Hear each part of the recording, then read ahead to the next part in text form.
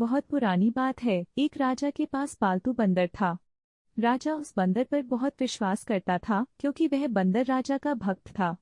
बंदर राजा की पूरे मन से सेवा करता था, लेकिन बंदर बिल्कुल मूर्ख था। उसे कोई भी काम ठीक से समझ नहीं आता था। राजा जब भी विश्राम करता, बंदर उसकी सेवा के लिए हाजिर हो जाता था। उसके लिए हाथ पंखा चलाता था। एक दिन की बात है, जब राजा सो रहा था और बंदर उसके लिए पंखा चल रहा था, तभी एक मक्खी भिन भिनाते हुए राज के ऊपर आकर बैठ जाती है। बंदर उस मक्खी को पंखे से बार बार भागने की कोशिश करता है, लेकिन मक्खी उड़कर कभी राजा की छाती पर, कभी सिर पर, तो कभी जांघ पर जाकर बैठ जाती थी। मूर्ख बंदर काफी समय तक ऐसे ही मक्खी को भागने की कोशिश करता रहा, लेकिन मक्खी वहां से जाने का नाम ही नहीं ले रही थी। यह देखकर बंदर को क्रोध आ जाता है और वह पंखा छोड़कर तलवार निकाल लेता है।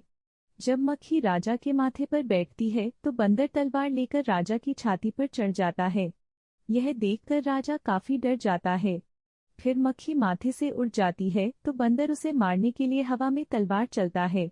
इसके बाद मक्खी राजा के सिर पर जाकर जाकर बैठ जाती है तो बंदर की तलवार से राजा के बाल कट जाते हैं, और जब मूंछ पर बैठती है तो मूंछ कट जाती है।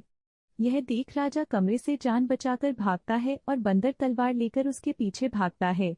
इससे पूरे महल में उथल पुथल मच जाती है। कहानी से सीख। इस कहानी से यह सीख मिलती है कि किसी मूर्ख को ऐसा काम न सौंपे जो बाद में आपके लिए ही खतरा उत्पन्न कर दे।